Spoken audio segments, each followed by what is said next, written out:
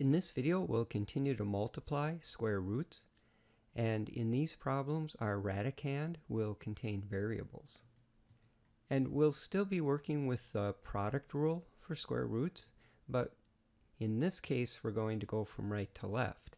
That is, we're going to start with more than one root, and we're going to combine them through multiplication into a single square root and then simplify.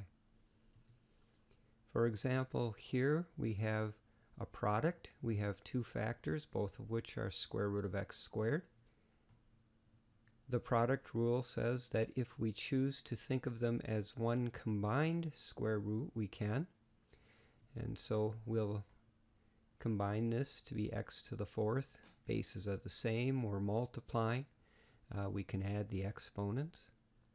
And then from our earlier work, we know, for instance, that 2 divides 4 twice. So we'll have a factor of x squared outside of the root, and then we won't need the square root symbol anymore. Try this one. If we combine under a single radical symbol, we'll have 4x to the 8th, because again, bases are the same. We're multiplying, so we can add the exponents. The square root of 4 is 2. The square root of x to the 8th is x to the 4th, and we're done. How about here? There's a couple of ways you can proceed here. One is to combine them as an 18k squared. The other is to see this as a 2 times 3. And so we'll have one factor of 2 and 2 factors of 3 when we combine. That is, we'll have 2 and 3 squared, which is, of course, 9.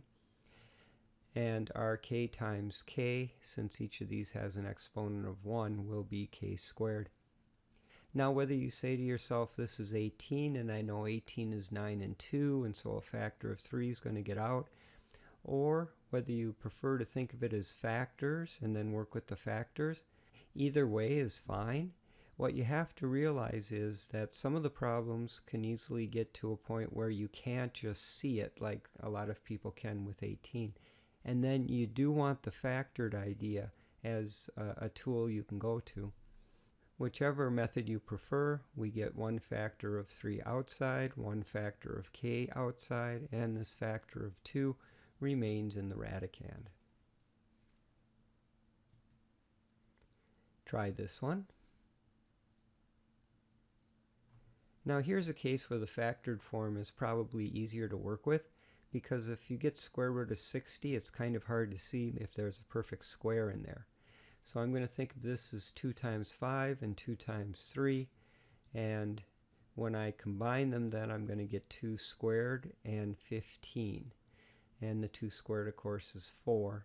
And then I'm going to get y cubed. And so I've got a factor of 4, which I know square root of 4 is 2. I've got a factor of 15. And then I have a factor of y cubed.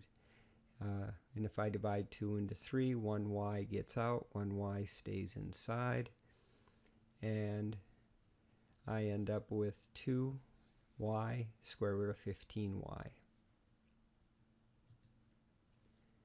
Here's another. We already have a factor of 3 and 2 outside, so that'll give us a 6. And then inside, 8 and 2 is 16, and then we'll have q to the 4th. And of course, square root of 16 is 4.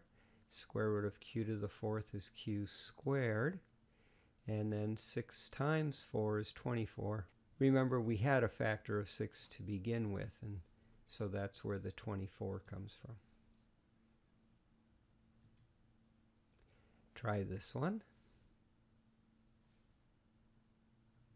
Now again, you can see this is 18, and maybe you know 9 times 2 is 18, and so a square root of 9 will be a 3 getting out. Or you can think of it as a 9, because we're going to pick up a 3, since 6 is 2 and 3. We'll have a 9 and a factor of 2. And then we will pick up a 5th power of y. And we'll have this factor of negative 12 outside. The factor of 9 will get out as a 3. We'll get a y squared coming out, leaving one y in the radicand. And this factor of 2 will also be left in the radicand. So we'll get a factor of 3 out for the 9. We'll get a y squared out for y to the 5th, leaving one factor of y and the factor of 2. And then this will be negative 36y squared, square root of 2y. And here's our last one. Well, we're going to get a 6 and 3 is 18, and then twice that is 36, and I know square root of 36 is 6, so that'd be one way to do it. We could also say 6 is 2 and 3, so we're going to get a couple of 2's and a couple of 3's, which is 2 squared and 3 squared, and that'd be another way to work with it. And then we're going to get an x to the 3, 4, 5, 6, x to the 6th, because remember there's an exponent of 1 here. So however you decide to process that, I guess I decided to make it a 36, knowing that square root of 36 is 6. And square root of x to the 6th will give me an x to the 3rd. Well, that will conclude this video, where our products of square roots have had radicands with variables.